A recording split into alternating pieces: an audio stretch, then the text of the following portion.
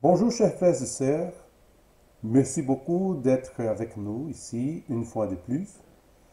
Nous voulons vous rappeler que ces études sont données tous les jeudis à 20 heures à notre église. Nous vous encourageons à participer à ces études personnellement. C'est un temps de partage, de réflexion très intéressant. N'oubliez pas de cliquer sur j'aime la vidéo, de vous abonner à la chaîne de l'église, de la partager avec d'autres personnes et d'activer les notifications pour savoir quand d'autres vidéos seront disponibles. Allons à notre étude. Nous avions commencé à étudier les opportunités stratégiques dans les relations personnelles. Et nous avons vu les obstacles qui peuvent surgir dans l'établissement de ces relations. Aujourd'hui, nous voulons examiner comment nous pouvons vivre avec des personnes non religieuses. Il n'est pas toujours facile de vivre avec des personnes qui n'ont pas de principes religieux. C'est un véritable défi de pouvoir même leur parler. Mais l'exemple de Jésus nous fait réfléchir à la possibilité d'approcher ces personnes et de leur montrer le grand amour de Dieu par des actions et des paroles. Si vous voulez être un chrétien contagieux, il est nécessaire de se renseigner, sur ces sujets. Je vous invite par exemple à imaginer une fête. J'appelle cette fête la fête de Matthieu. Luc nous dit dans l'évangile, Lévi, c'est le nom juif de Matthieu, Lévi lui offrit un grand festin dans sa maison. Et beaucoup de collecteurs d'impôts et d'autres personnes étaient à table avec eux.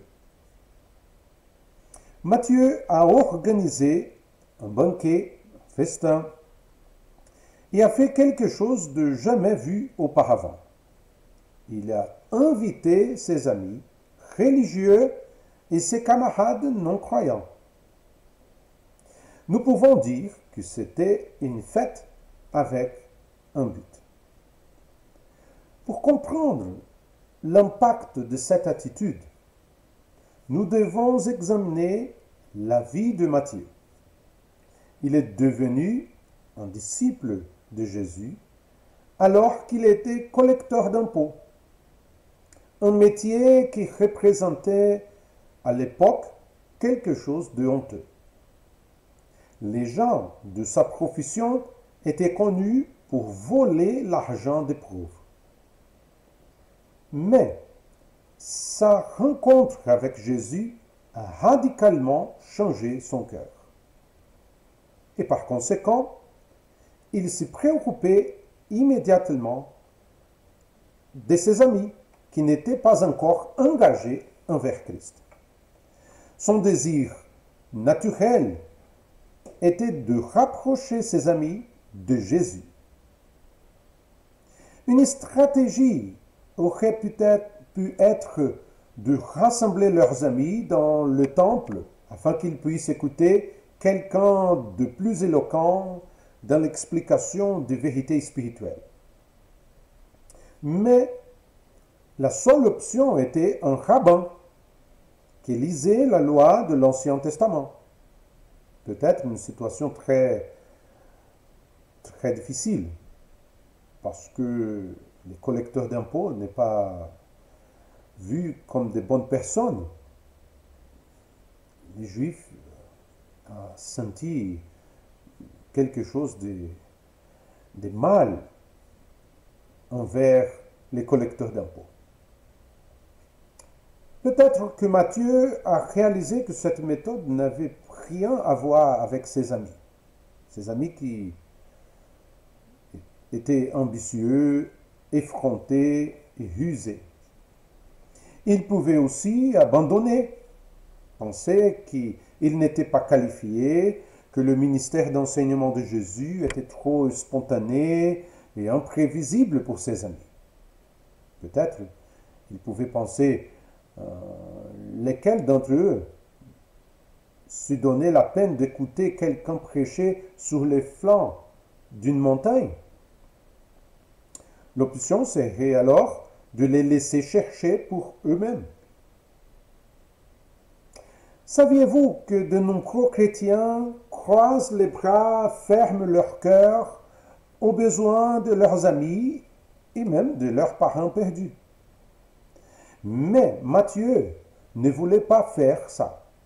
Et donc, il a organisé une fête. Bien sûr,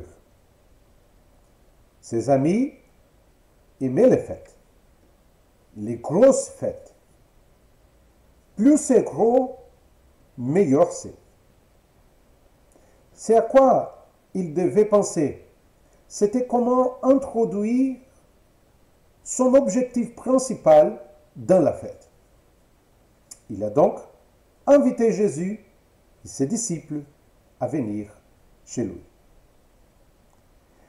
Imaginez, mes frères et sœurs, à quoi ressemblait cette fête. Nous n'avons pas beaucoup de détails, sauf que les pharisiens ont entendu parler de l'événement. Ils n'ont pas approuvé. Il est possible qu'ils aient dit que Jésus évangélisait de la mauvaise manière, car ils avaient compris qu'ils ne devaient pas fréquenter des individus sans caractère. Cette attitude des pharisiens a certainement créé un certain embarras chez le nouveau converti Matthieu. Mais Jésus a pris sa défense.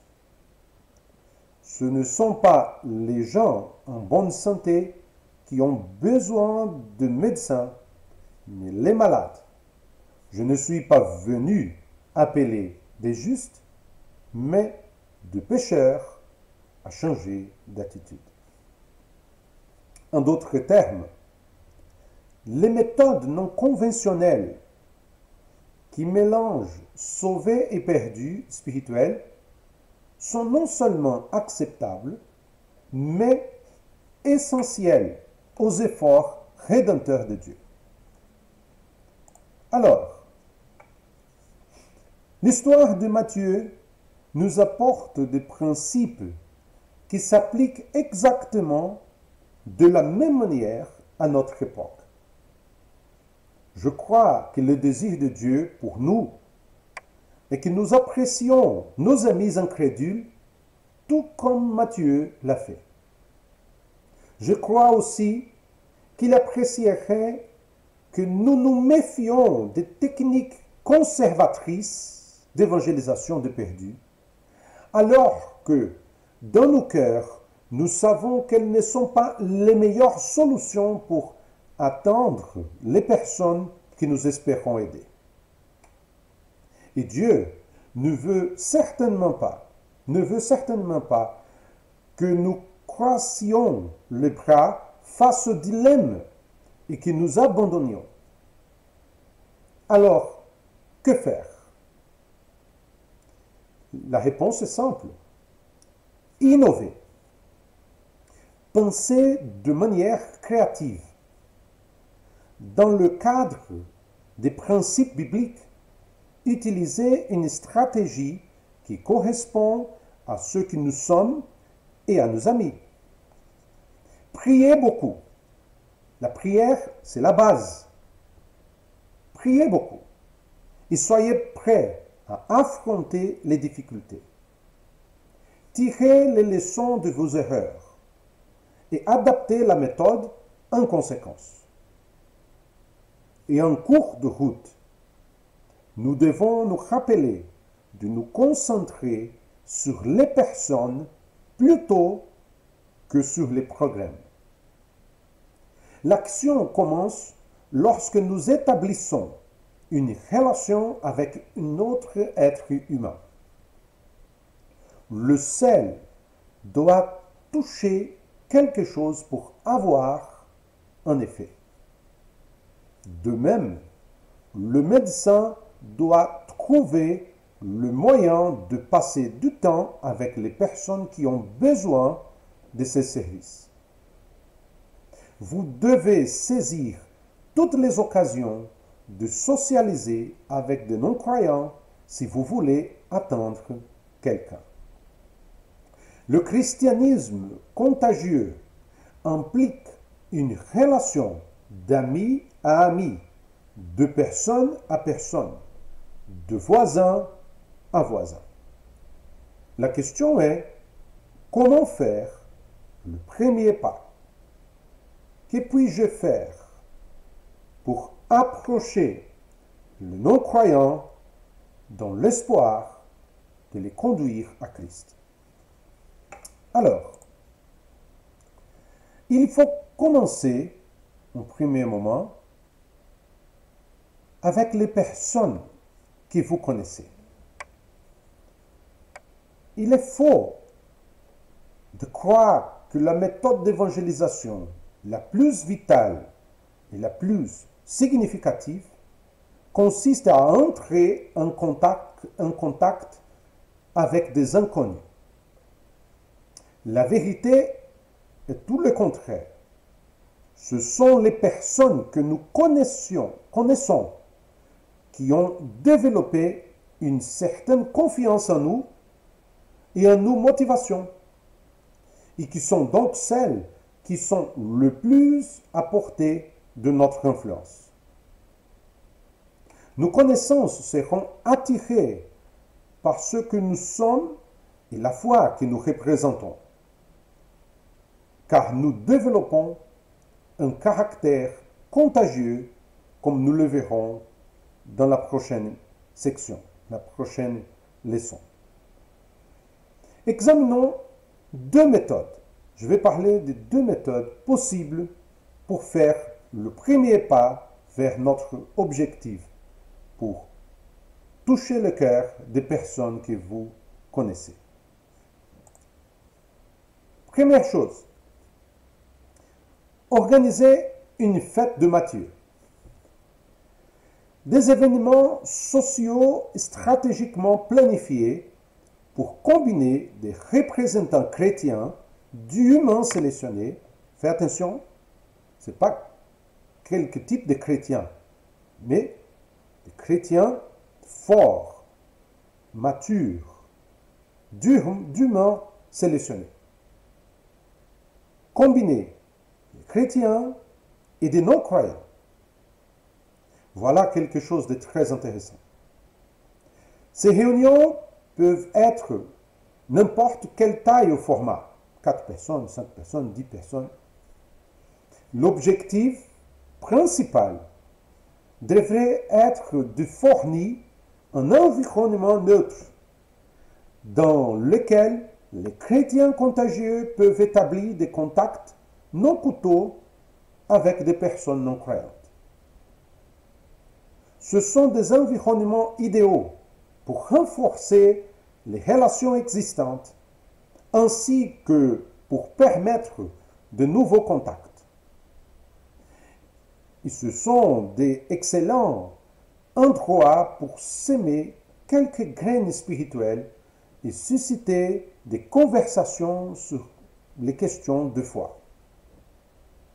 On peut aussi appeler cela une rencontre facilitatrice. Ce devrait être un lieu autre que l'Église. Détail. L'idée est d'exposer la vérité de l'Évangile, mais pas de le bombarder de dogmes. Je vais répéter. L'idée est d'exposer la vérité de l'Évangile, et pas de les bombarder de dogmes. Nous n'affrontons pas les personnes, mais les idées. Nous ne combattons pas le pécheur, mais les péchés. Nous n'exaltons pas les églises, mais Jésus. Vous pouvez faire ces réunions de facilitation de différentes manières. Par exemple, j'ai posé des images ici, à mon côté. Oh. Par exemple, regardez un match de la Coupe du Monde, fête commémorative, par exemple, anniversaire de mariage, etc. Réunion de quartier avec les enfants, soirée tarte, réception de baptême, ou simplement un café. C'est très intéressant. Une deuxième idée, impliquer d'autres personnes dans leur activité quotidienne. Une autre erreur que beaucoup de gens commettent est que pour créer des relations avec des personnes non croyantes, nous devons ajouter plus d'activités à nos agendas. Eh bien, ce n'est pas vrai. Un moyen efficace de maximiser ces amitiés est d'inviter les gens à se joindre à vous dans les activités déjà prévues. Voici quelques exemples. Vous mangez toujours, tous les jours, n'est-ce pas?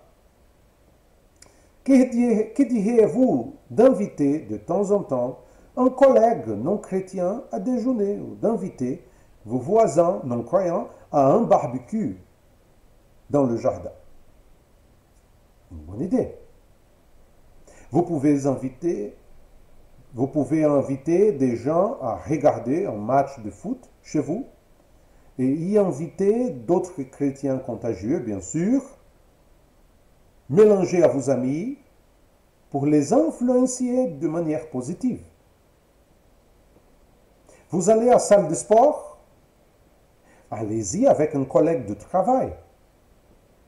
Vous allez faire une promenade à vélo? Appelez votre voisin. Une autre stratégie. Vos voisins ont besoin de sortie. Ils n'avaient pas personne à qui laisser les enfants. Faites-leur une faveur. Ce dont vous avez besoin, c'est d'innover et d'utiliser votre vie quotidienne comme une occasion d'apporter Jésus-Christ aux gens. Un deuxième type de personne que les chrétiens contagieux, il faut parler. C'est des personnes que vous avez connues autrefois. Il s'agit d'un groupe qui est souvent négligé, mais qui offre de grandes possibilités. Ce sont des personnes que vous avez connues dans le passé, mais avec lesquelles vous avez perdu le contact. Ce sont les personnes qui ont quitté l'école, le lycée, qui ont changé d'emploi ou qui ont déménagé du quartier ou de la ville. Même les amitiés proches qui se sont dissoutes après 1 an ou 2 d'absence. Ainsi, lorsque vous rencontrerez cette personne sur un réseau social ou vous l'appellerez, elle sera ouverte à l'idée de reprendre contact. Ce qui rend cette opportunité si intéressante, c'est qu'il existe une curiosité innée de part et d'autre pour savoir comment l'autre personne a progressé ou ce qu'elle est devenue. Et la troisième, les personnes que vous aimeriez rencontrer. Nous arrivons maintenant à la catégorie qui rend beaucoup de chrétiens nerveux. Parler à des personnes que vous connaissez ou même remonter le temps pour établir des anciennes relations ne semble pas si mal. Mais essayer de parler de Dieu à des étrangers, c'est aller trop loin. Restez calme, tranquille. Il ne s'agit pas d'interpeller spirituellement les passants. L'idée est de trouver des moyens de reprendre contact avec les personnes que vous avez rencontrées de manière naturelle, dans l'espoir de pouvoir enfin discuter de sujets spirituels avec elles. Nous pouvons même adopter une stratégie différente. La consommation stratégique. Voici comment cela fonctionne. Nous allons tous, quelque part, que ce soit à la station-service pour faire le plan de la voiture, au restaurant, au supermarché, à la boulangerie, dans un magasin, etc. Il y a toujours quelque part pour nos besoins quotidiens, non? Eh bien, avec un peu de planification, ces tâches banales peuvent se transformer en aventure pour l'évangélisation. La première étape consiste à considérer les personnes qui travaillent dans ces lieux non pas comme des objets qui nous servent, mais comme des personnes qui intéressent Dieu et sont dignes de notre amour et de notre sollicitude. Cette initiative est fondamentale pour un christianisme contagieux. Lorsque nous abordons les individus avec cette attitude et que nous rendons sur leur lieu de travail avec courtoisie, en nous souciant de leur bien-être, il est très facile de nouer des amitiés. Par exemple, la dame qui nous sert la baguette dans une boulangerie. Avec le temps, nous commencerons à gagner leur confiance et à éveiller leur curiosité sur les raisons pour lesquelles nous sommes différents de beaucoup d'autres. En d'autres termes, la combinaison d'un potentiel élevé et d'une intégrité relationnelle fera de vous un sel très efficace. Nous devons apprendre que quelque chose d'aussi simple que de déjeuner ou de jouer au foot avec quelqu'un qui a besoin de connaître Jésus peut lancer un processus qui se termine bien, enfin, qui ne se finit jamais. Quel privilège d'être utilisé par Dieu pour entrer en contact avec les gens dans le but d'impressionner spirituellement leur vie afin qu'elle ne dure pas seulement dans ce monde, mais pour toujours. Merci pour votre présence. Si vous voulez poser quelques types de questions, s'il vous plaît, envoyez les questions à nous. Il sera très intéressant de discuter, de parler votre souci, votre question à ces sujets. Que Dieu vous bénisse et vous garde et à la prochaine.